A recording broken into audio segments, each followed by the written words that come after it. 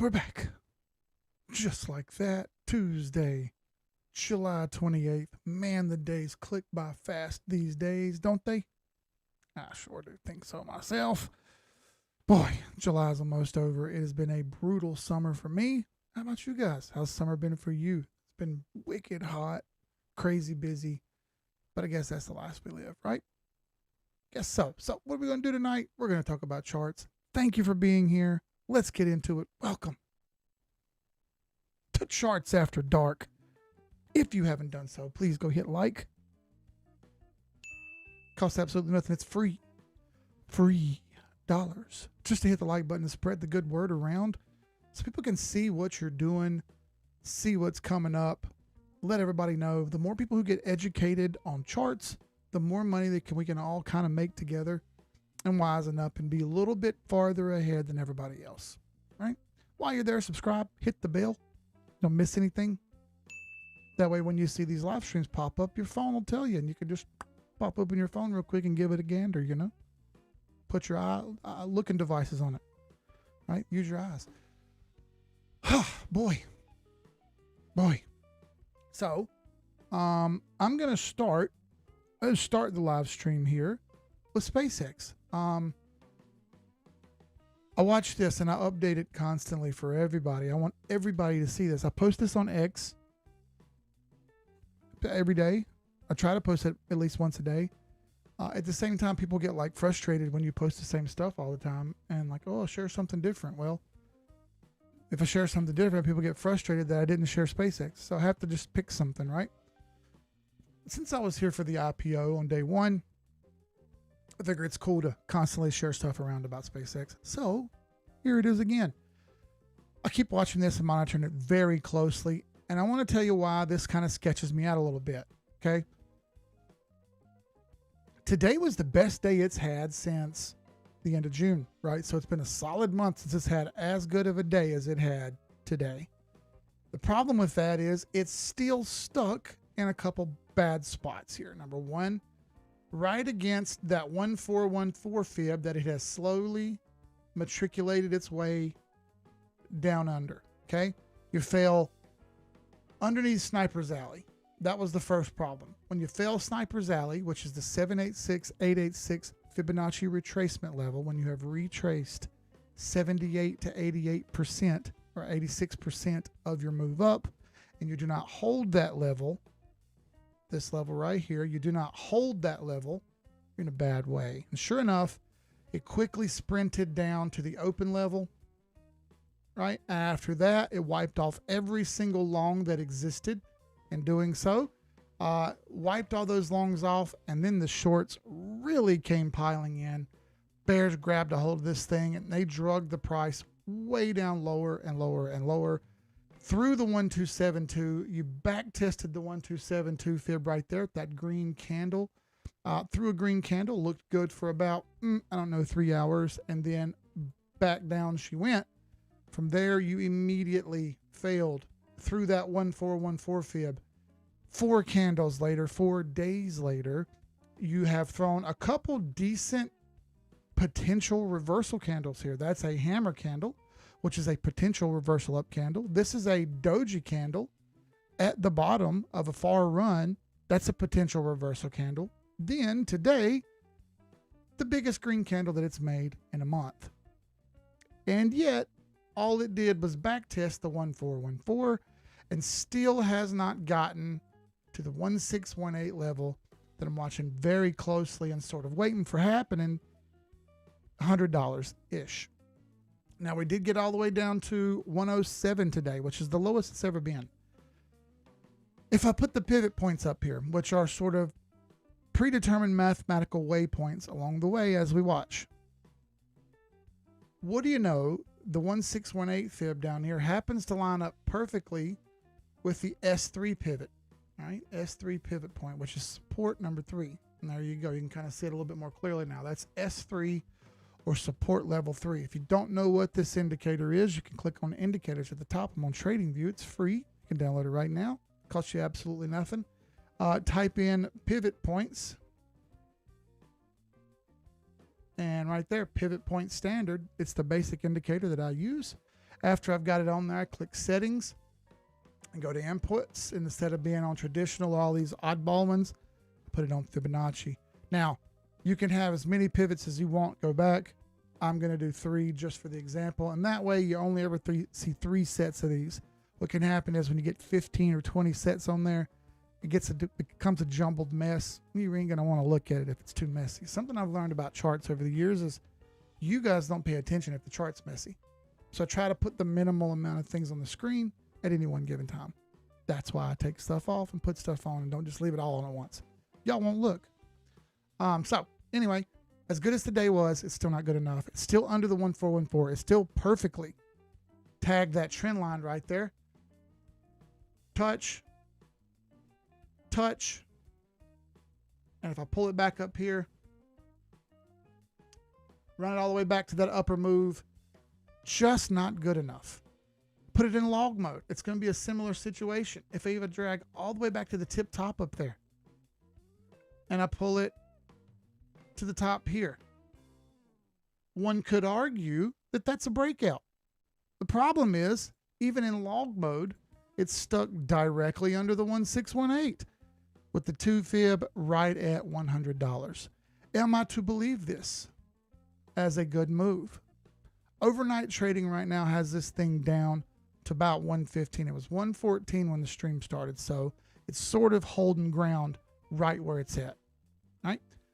If I flip over to the moving averages, the 821 EMA or exponential moving averages, which are sort of some basic lines here, basic moving averages to help us get a quicker jump start on when the market's going to turn the corner. You want to have 2 consecutive candles closed in a row over the 8 EMA, which is that green line that you see right there. 2 consecutive closes. Do we have 2 consecutive closes over the green 8 EMA line?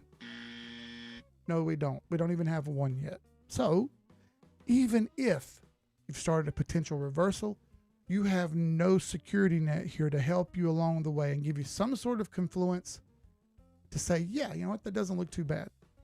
So that's no help at all. Your MACD, there's still not enough data to even do anything with. So that's a wash. Your RSI, well, you're still in the nominal trading zone. You're not overbought. You're not oversold. You're just floating around in the middle, sort of approaching oversold, but not oversold yet. All this leads me to say this thing is just in a precarious position of stuck in the mud. And until I see something change and flip this thing the other way, I got to wait it out. It's not worth the risk to me to watch this thing drop 30% more and say, oh, I got in at the low now, when technically you didn't get in at the low now. You got in closer to the low, but not as actually low as it was going to go. Now, in situations like this, where it's a bit of a free fall, and I don't know when this thing's actually going to reverse, I tend to think at $100, but that's not a guarantee. It's just a mathematical waypoint that I'm looking at that looks kind of obvious, but that doesn't mean it's going to happen. I can't just jump in there and buy because one candle popped up. I need to wait and see some proof. We're at the end of the month. We're coming up on August. Is this just a late end of the month move to set us up for the next month to really, really punch you in the face? That leads me into my next point, which would be the FOMC stuff. But for now, that's what I've got on SpaceX. I want to wait and see what I get coming through the rest of the week. I'm not sure I believe what I see yet. Every monthly candle needs a wick on the bottom. We start a wick in 3 days. So I got to expect there's some more down in here somewhere. That being said, FOMC. So let me go grab Forex Factory. And I believe, I don't remember. I think I have an account. No. I don't know if I do. Let me try one more time. No, I don't. So you're just going to get the standard Forex Factory screen here. And it's going to be bright. And I'm sorry, but I can't change just the dark mode. So we got to roll with what we got. So tomorrow, Wednesday, is federal funds rate and the FOMC press conference. This will be his second ever press conference. I don't want to actually grab a screenshot, but right here you'll see federal funds rate 3.75, 3.75. The market, the bettors are expecting flat rates, right? Kevin Warsh hasn't cut rates or raised rates yet. And just so you know, he was recently appointed by the current president, who's been pushing and pushing and pushing for rate cuts, not rate increases. Now, we'll say at the first press conference he did, he spoke of taking cuts, but they haven't done anything yet. Here's the other kicker. We just had inflation report come in, and it was way better inflation than they thought. Prices had come down, CPI had come down, etc., and it was way better than they expected, right? Put quotations in that because it's been my argument for years that these numbers are made up anyway, so it's whatever, right? Point is, that's what they reported. What's up, Corgle? Good to see you, brother. On top of that, raising rates would drop inflation faster, but you're doing that at the risk of pinching investors off to not have cheap money to borrow. So there's a balance that's involved. You can't just cut rates, because if you cut rates too much, well, then that raises inflation because everyone has extra money to spend. When people spend money, they buy things. When people buy things, that increases demand. When you increase demand, you increase price. That's the way supply and demand works. It's not a theory. It's what we call a fact, an objective truth, as a matter of fact. So you have to have this delicate balance of cutting rates, not cutting rates, keeping them flat. The fact that rates came in on the CPI as they did last week, when they came in and they were pretty decent, that makes me think they're going to keep them flat. In my opinion, they're just going to kick the can down the road and see how it happens next time. Now, kicker is here in August, there is no August session. They're out until September because the whole politicians world gets an entire month off in the summer to go shoot the bull. All right? In case you didn't know that, now you know. Nothing happens in August. So, on to September. Will there be rate cuts in September? I highly doubt it. I think they end up pushing this thing to October or November, and then maybe you see some rate cuts, or we see some sort of difference in the market. But until then, I don't see anything changing or any difference happening. And on top of that, even if we did have something different happen, the problem is it needs to be an extreme move. And what I mean by an extreme move is not just a little cut, cutting a half a point, not a quarter point, or not just raising rates, but raising rates a lot. One could argue a quarter point here or there isn't enough to really move the needle for a ton of investors. Now, it may, but it's more likely that it's not. It's more likely that you either begin a reversal or continuation. If you get a big cut or a big rate raise, you're likely flipping the trend. But that hasn't happened. And that's kind of one of the only things that can change the charts around is major fiscal policy changes. And a great example of that was 2022, whenever they cut rates way down like they did, and they made rates as low as they did. Well, when you cut rates down that low, that fast, inflation will happen. And inflation did happen. People had a ton of money to spend and use, and then bam, bam, bam, bam, bam, off things went up into the wild blue yonder. So that leads me into Tesla here. So, boy, what a crappy few days Tesla's had. While I'm at it, let's start with the RSI here. Tesla's RSI is the worst it's been in a year and a quarter. This RSI is oversold. That is textbook oversold. That's out of the nominal trading zone and into the lower part of the RSI. Can it go down more? The answer is yes. Look what it did back in 2025. It shattered a little bit right here and then dropped more. Yes, it could very well go farther. Typically, when we see a heavy oversold condition, we get a reversal back up. It's sort of what I've banked on by DCAing like I did. The last time before that was January 2024. Similar story, right? She was oversold, even had a little chatter over here on the oversold, and then Up she goes. Now, obviously back down it came for a little bit, and up, and then back down it came. But then look at that big rip it took back up north. If we go to the charts and we look at that spot, what do we see? So there was our heavy oversold condition back in February of 24. Up a little bit, and then we got caught. Look, continuation of a downtrend, continuation of a downtrend. Let's actually chart that up a little bit there and see if we can't hone that a little closer, because we may be replicating the same price action now. And if that's the case, let's point it out, right? Holla back, yo. So, here we go. There's our circle. That was our oversold condition right there in January 2024. From oversold, you went up just a little, back down to oversold, up just a little, back down to oversold, and that was all in a downtrend, right? So that's the difference between oversold and an uptrend and oversold and a downtrend. We still need to see trend break to give us some sort of confluence to make things make sense. Then that last oversold broke trend.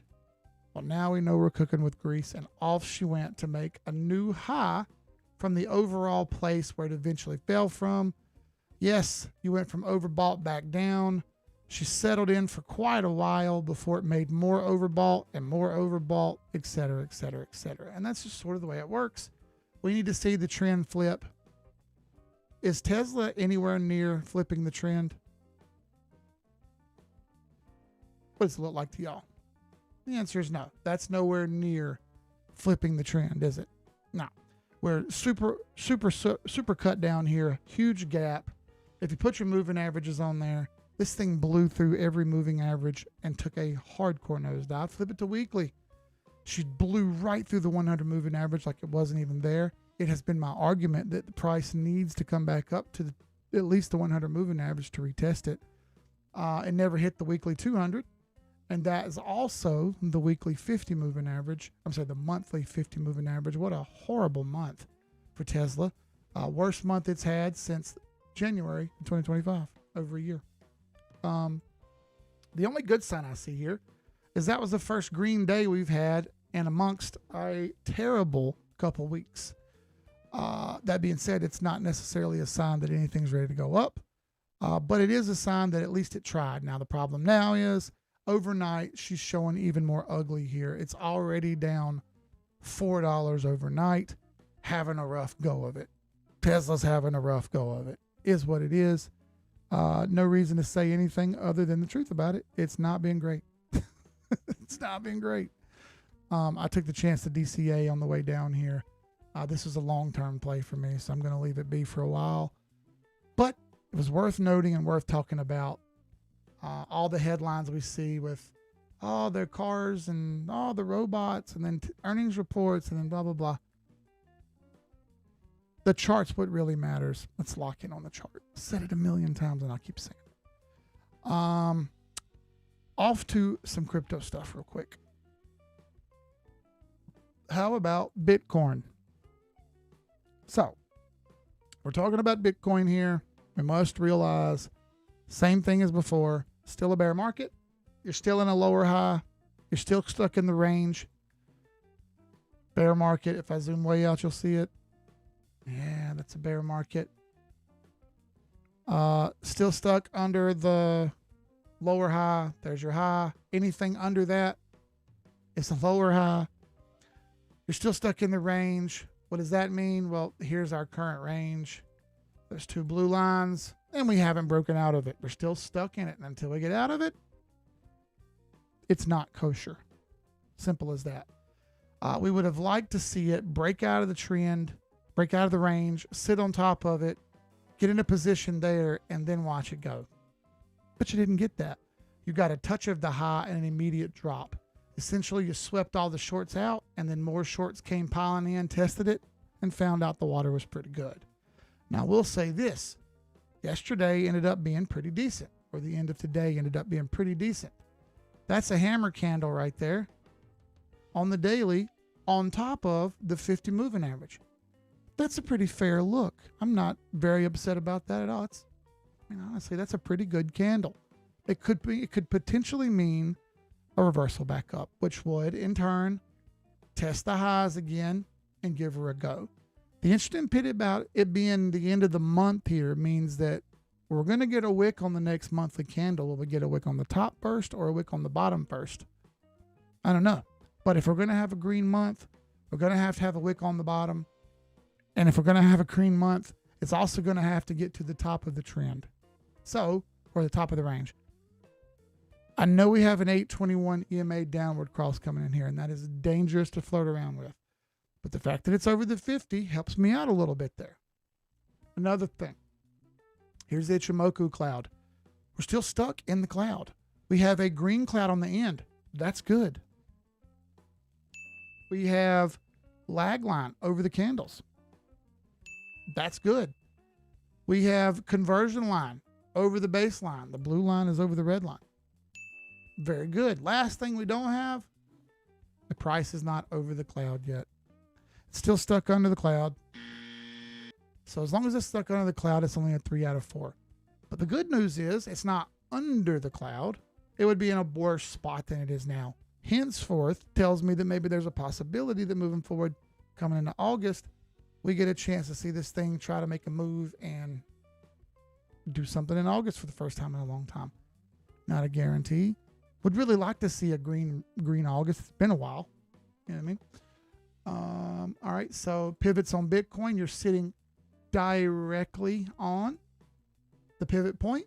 Good. You threw a hammer candle directly on the pivot point. Good. Last time we threw a hammer candle, look what happened. And in fact, 1, 2, 3 hammer candles all in the same range. If you're a candlestick guy and that's all you care about, man, that's a bullish pattern. Now let's get moving. All right, let's test the top of the range and break it. Let's make a move. If you can't, well, you're just stuck and you're going to roll back down more. And the longer this takes, the more it leans into my theory that this is just slow, lingering, ever forward, slow price action that's just going to wring its neck with us later. Come back down, set it head and shoulders, and really, really let us have it toward the end of the year. Prove me wrong, break the range, hold the range, test the highs. I'll shut up. Till then, I'm expecting more of this. And that sucks. I don't want that to be the case, fellers. And I want it to be better. But it ain't. All right. So I'm going to drink. All right. Got about 100 people watching. That's pretty cool. Pert cool. All right. So, all right, let's pull up everybody's favorite digital asset, XRP. Yeah, so more of the same. Yep, you guessed it. Full-on rejection of the 58 and 21 EMA since our last live stream on Thursday. Fell under the 821.50, then jumped back over on Sunday, Monday, and then you fell right back down again. Stuck in the mud, can't get loose, playing games. No volume to push us up out of the move here. It just keeps getting stuck over its own feet, and every time it tries to take a step forward, it takes 3 steps backwards. I showed you the Ichimoku cloud on Bitcoin. Well, here's the Ichimoku cloud on XRP, and it's just like I said, you're stuck under the cloud. Where you saw Bitcoin was inside the cloud. XRP spent 2 days inside the cloud and instantly rejected itself back down. That's not good enough. Just not good enough. The lag line is falling back under the candles. Your conversion line, if I zoom in here, you'll see right there. Your conversion line, the red line, has fallen, is now over the baseline. It needs to be the other way around. You need to have blue above, not blue below. And we have blue below. That ain't going to get it. That ain't going to get it. You need some volume to push this thing up out of here to get it moving. If not, it's just going to continue kicking itself in the teeth, doing nothing. And even if you do get some volume like you did back here, without making a new high, you're just making a lower high, which means lower lows. And lower lows, where does that take us? Well, let's send it out to the weekly. We can have a look at that. Here's the moving averages on the weekly. This is the spooky stuff. You're under the 200 moving average. You're making lows with weak volume and, in fact, higher sell volume than buy volume. You're underneath the EMA behind those arrows right there. 21 EMA is slowly working its way down to the 200. That's also going to cause an extra barrier to progress, which I've been telling y'all. This is why this thing's going to go so slow for so long. It's going to be stuck in the mud. Through the time here, the 50 moving average has crossed through the 100 moving average. So now you're going to get a slow pinch here where all these are slowly going to drag over. And you're going to have something to the effect of this, right? They're all going to ball up over here, heading out toward next year after the bear market is over, when we may get some more favorable price action. The problem is we're nowhere near that. We still have months of this crud to go. I'm sorry, but that's just how it is. We need this thing to break sequence here and kind of break the chains, and then things will change. But from what I see, it's got none of that going for it. In fact, kick it out to the monthly chart. Boy, it's even worse. You blew through the monthly 50 moving average. Not great. Then what do we see? A monthly bearish back test of the 50 moving average. No bueno, folks. Damn. I know. It's tough. It's tough. Come on, man. Can't help you. Wish it was better. Problem is it isn't. It's going to keep doing this, keep playing games, and keep rolling south and sideways until it pinches you out. This is the problem with hodling. You're going to have these extremely long, drawn-out times when nothing happens. And people are going to say, oh, that's the time you just keep accumulating. You've been doing that for how many years now and don't have a reward for it? When do you call your own bluff? I asked that with in the nicest way possible. It's not to belittle you. It's not to tell you that you're stupid. It's to tell you that there's a better way and you have to call yourself out when you're wrong. I'm wrong plenty of times, but I'm willing to at least admit that I'm wrong. Could you be willing to admit that you're wrong on this one? Ask yourself that. Reassess yourself. Think about it for the next day or two. Then we have our next live stream on Thursday. Come and check, and I bet we see more of the same. And again, that's not to belittle anybody. It's just the facts. I wish things were different. They're not. It took me years to grasp the fact that I was wrong. I battled with myself inside here, telling myself, no, I was right. I just did this one little thing incorrectly. And if I change that, well, I'm going to prove everybody wrong. And it happened over and over and over and over again. And I just kept being wrong and wrong and wrong and wrong. And after it all happened, I was embarrassed for myself that I even did that. I would prefer to save y'all from that and not let that happen. But unfortunately, it's one of them things where you kind of have to get punched in the face, metaphorically speaking, to learn your lesson. I hope it happens sooner than later. Then we can get the ball rolling and get making some money. So we're back again Thursday, same time as normal. Again, no hours until we get to the end of the bear market. I've got a special bottle over there in the liquor cabinet waiting for when the bear market's done. Get ready, fellas. We're going to have a drinking fest when that stream comes back up. Oh, the flasks come out. Dang, man. It's been sitting there so long, I haven't had a drink of whiskey or bourbon in so long. But yeah, there we go. That's the original 786 Assassin's flask. Crispy. And I've got the other one too. I've still got a couple. I'll probably do some giveaways with them. So thank you guys for watching. I appreciate it. We'll be back again Thursday. Should be dead. I should be in jail, but I'm not. I'm here with y'all. I'm going to make the most of it. Thank y'all. I'll see y'all on the next live stream. Y'all be good, man. I'm out. Peace. Sky's the limit.